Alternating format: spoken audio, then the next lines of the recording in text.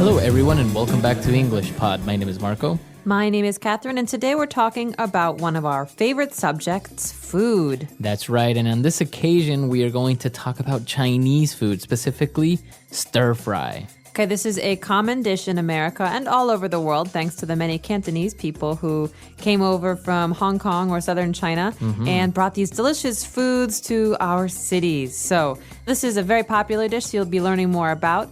So let's jump right in and listen to today's dialogue. And don't be worried if you don't understand everything. We'll be back in a moment.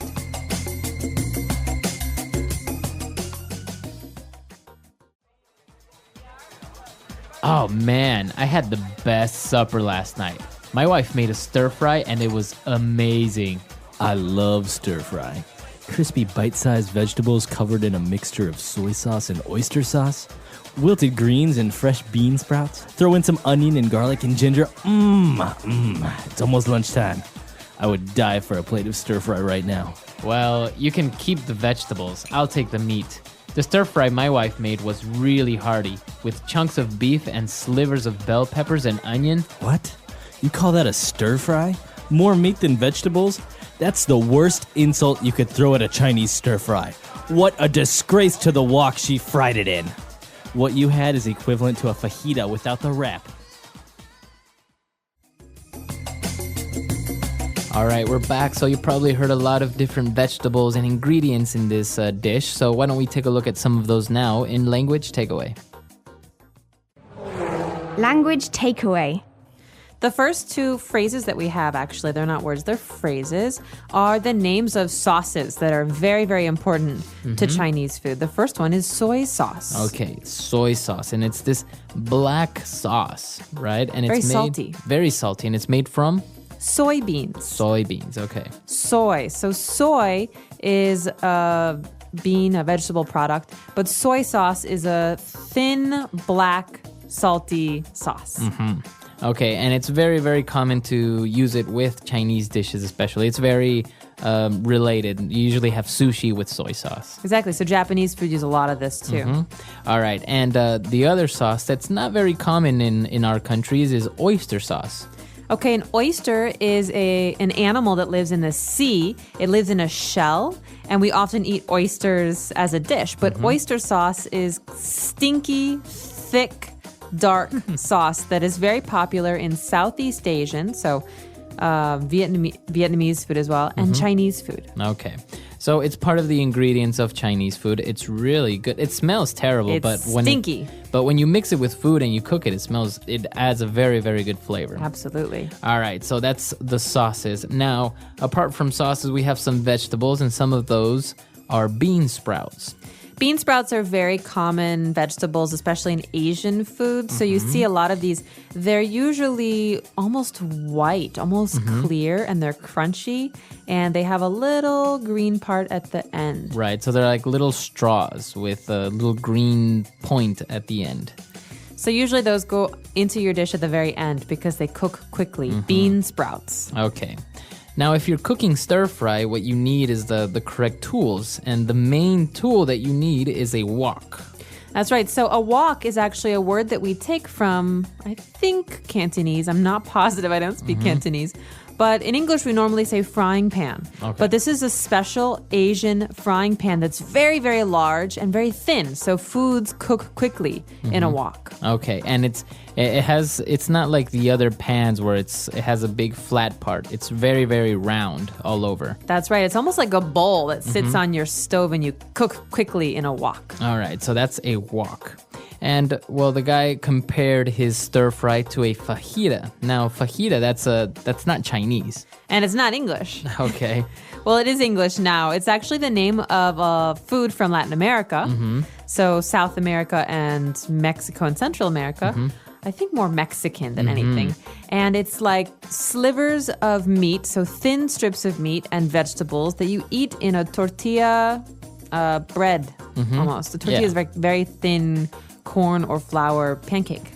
Yeah, so that's a fajita. It's kind of, you've probably seen it, a fajita or maybe what's commonly known as well as a burrito, which actually is also an American invention. I don't think that exists in Mexico. No, but they are delicious. I think the word is Tex-Mex. Yeah, Texas Tex-Mex. Mexican, so Tex-Mex. All right. So that's what we have for you on language takeaway. Why don't we go back to our dialogue, listen to it again, and we'll be back shortly. Oh man, I had the best supper last night. My wife made a stir fry and it was amazing. I love stir fry. Crispy bite-sized vegetables covered in a mixture of soy sauce and oyster sauce. Wilted greens and fresh bean sprouts. Throw in some onion and garlic and ginger. It's almost lunchtime. I would die for a plate of stir fry right now. Well, you can keep the vegetables. I'll take the meat. The stir fry my wife made was really hearty, with chunks of beef and slivers of bell peppers and onion. What? You call that a stir fry? More meat than vegetables? That's the worst insult you could throw at a Chinese stir fry. What a disgrace to the wok she fried it in. What you had is equivalent to a fajita without the wrap. All right, we're back. So now I think we should take a look at some of those phrases that were used in this dialogue in Fluency Builder. Fluency Builder. The first phrase we have in Fluency Builder is a phrase that you will hear very often when you watch cooking shows. So this is a term we say throw in, to throw in. Okay, so throw in some vegetables or throw in some onion and garlic, and that means to just put it into the pan, put it into the pot. That's right, but it's very general or casual or easy. You just add some. If we want to be specific, we can say, please add 1 cup chopped onion. Okay, 1 cup of chopped onion. But here's throw in just means add casually. Okay, add some onion. So we throw in all of these ingredients and it sounds so delicious that the guy says, I would die for a plate of stir fry right about now. So that means he wants some stir fry. I would die for is a good thing. It's a way to say I really want something. It's an exaggeration. It's not like you would actually die for it or you are dying to eat it. It's just that it's an exaggeration means that you really, really want it. I would die for a new car. My car is old and it never really works. All right, so you really want a new car. Okay. And, well, the guy obviously didn't really like what he was talking about and how he cooked this stir fry. And he said, what a disgrace to the wok she fried it in. Okay, this is a way to say that something is bad. It's embarrassing. So we can say that this food is a disgrace to Chinese food because Chinese food is one way, but this doesn't even look like Chinese food. So a disgrace. So the word disgrace, it means that something is bad. Or embarrassing to something Embarrassing. else. So a parent can say, you're a disgrace to this family. That means this family has a good reputation. But what you do, these are bad things. They make us look bad. They're embarrassing. They're embarrassing to us. Okay. So it's a very strong phrase. This is a disgrace. Okay. A disgrace. Very good. A strong phrase, and you can use it if you ever want to talk about someone or something in this way. But remember, it is pretty strong, right? Very. If you say somebody's a disgrace, it's pretty insulting. It's hurtful. Okay. So why don't we listen to our dialogue for one last time, and we'll be back.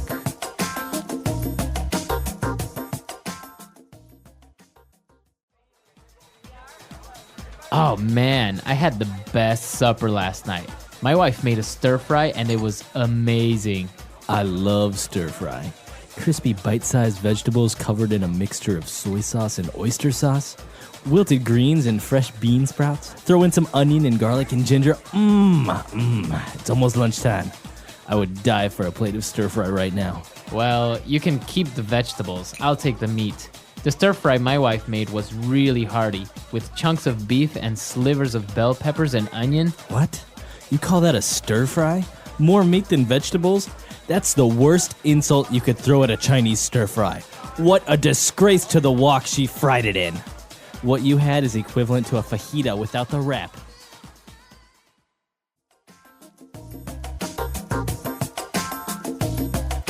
All right, so talking about Chinese food, there are a lot of American inventions around Chinese food as well, not only Mexican food. For example, it's very popular, this dish, chop suey. That's right, chopped suey. And I think I read somewhere that chopped suey is actually might have been a Cantonese dish that came from all of the leftovers and kind of garbage in the kitchen where you would just fry it together and it was a cheap, easy meal. So chop suey. Okay. It's kind of like an English, it's like a pidgin English. And well, this dish is basically that, right? It's just a lot of meat chunks mixed with some vegetables, and you have some chop suey. Exactly. And there are also this other thing that's very common. People think about fortune cookies. You think of Chinese restaurants and Chinese food, you think of fortune cookies. That's right, but they don't have fortune cookies in China. No, they One of my don't. biggest disappointments. So fortune cookie is a small cookie with a Message inside. So you have a piece of paper. So be careful when you're eating these. You don't want to eat the paper. But the paper sometimes says very strange things like, you will have a terrific number 7. Right, or something like that. So that's why they're fortune cookies. They usually talk about your future or what's going to happen. Beware of whales.